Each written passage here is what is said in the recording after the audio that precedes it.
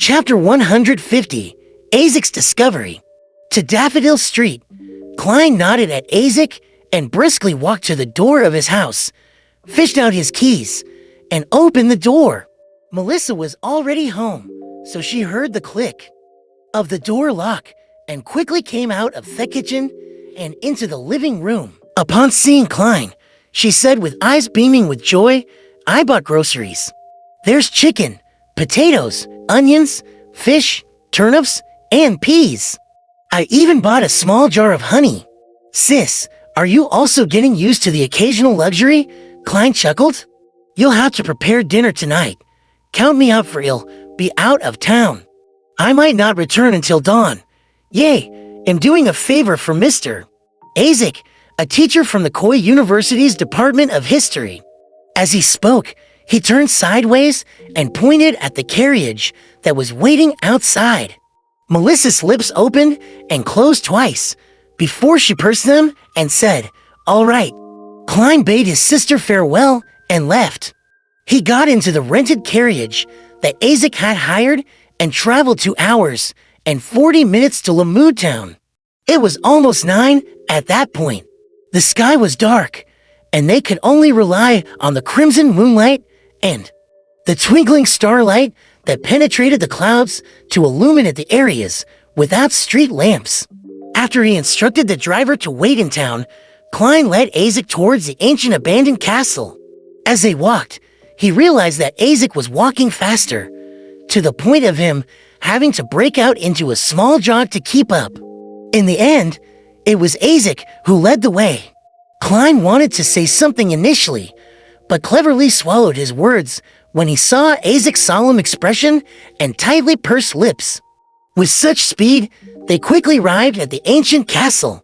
The castle, which was almost a wreckage, extended itself in all 4 directions, while its spire looked desolate, wild, eerie, and dark.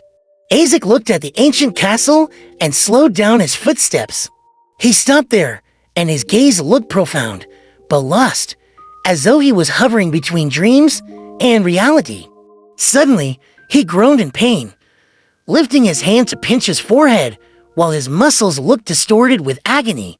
"Mr. Azik, are you okay?" Klein asked carefully as he activated his spirit vision. When they were on board the hired carriage, making their way from Daffodil Street to Lamud Town, he had done a quick divination by flipping a coin to see if there would be any danger on their trip. But he believed that divination wasn't all-powerful, and he kept his guard up to prevent any misinterpretation on his part. Plus, Azik was quite mysterious.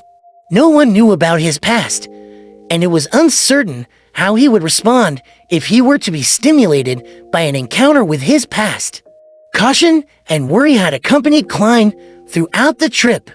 Azik didn't reply immediately, but took another 2 steps forward with a pained expression. He relaxed the hand that was holding his forehead. He then pointed forward with a dreamy tone. "I've seen this ancient castle before in my dream. Back then, it was still complete with a robust outer wall and a high spire.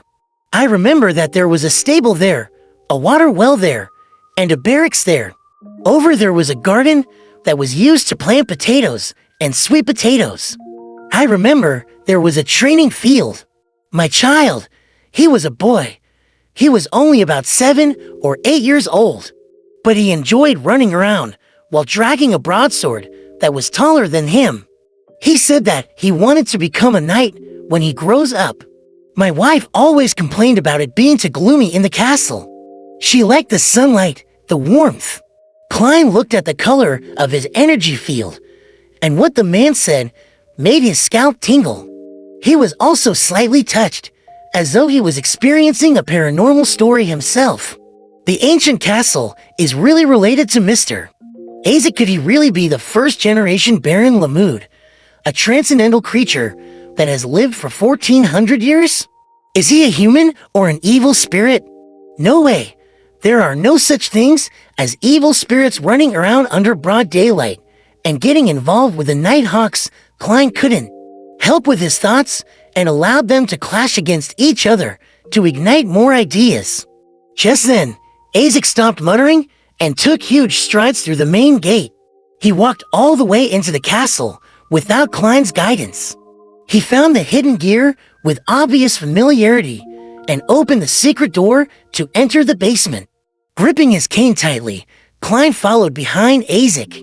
They walked down along the stairs and returned to the place where there was a coffin.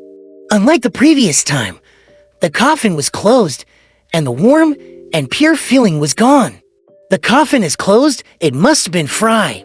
It's his work ethic as a corpse collector. Klein nodded thoughtfully and watched the conflicted Azik walk in front of the coffin with his spirit vision. Azik extended his hands to push the coffin lid until there was a gap.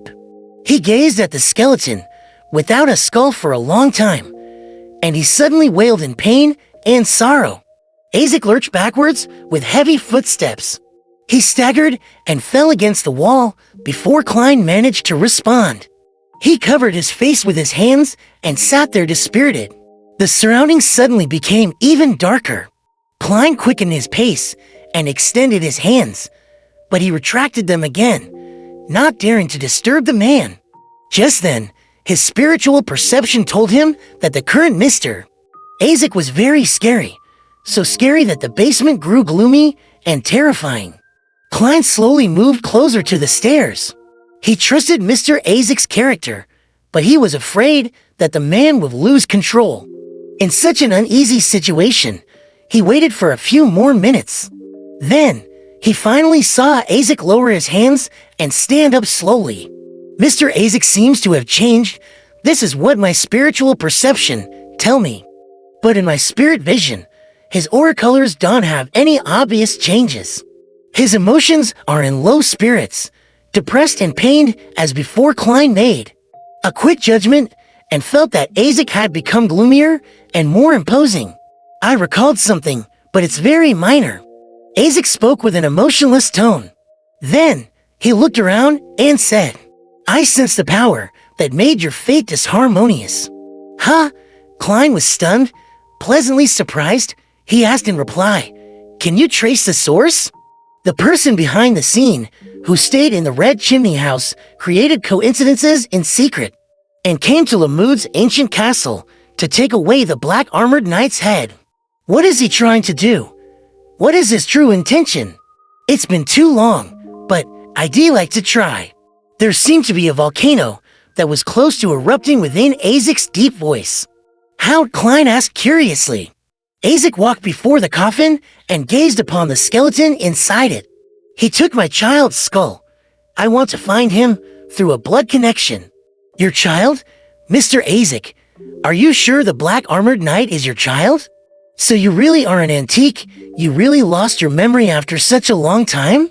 This is the price you have to pay in order to obtain such longevity. Klein took a silent breath, feeling the odd sensation of interacting with a legendary creature. Then, Azik extended his right hand and suddenly cut his index finger with his thumbnail. A drop of fresh red blood accurately dripped onto the white skeleton.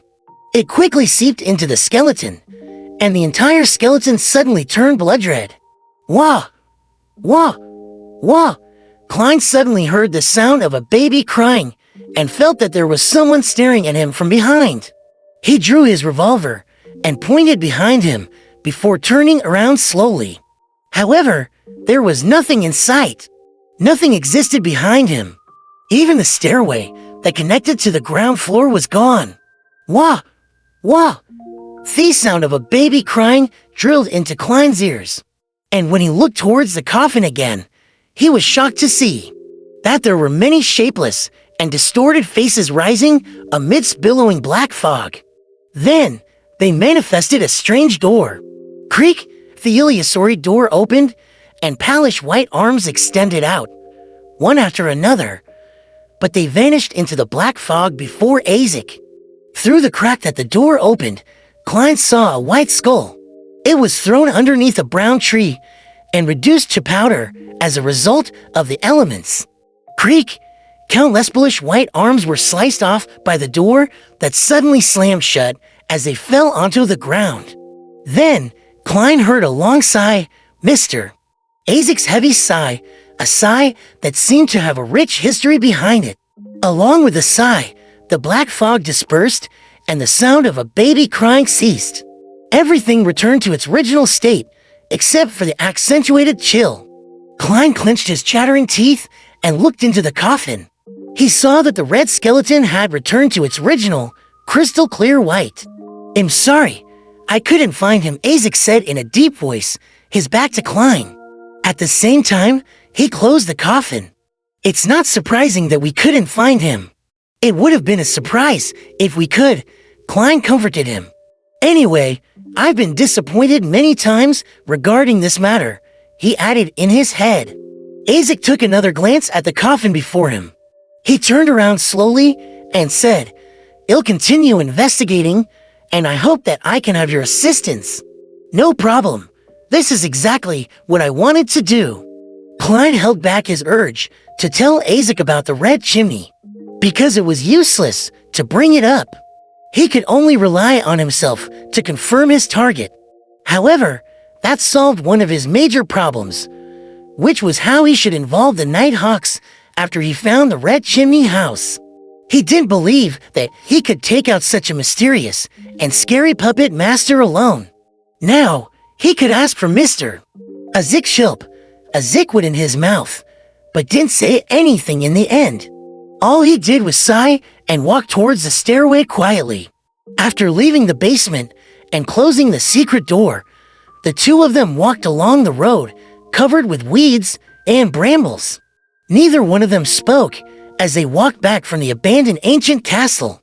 In the dark night, Azik suddenly said, "Until this matter is resolved, I will quit my job and leave Tingen to look for my lost past." "Mr. Azik, did you find out what happened to you?" Klein asked, having failed to hide his curiosity.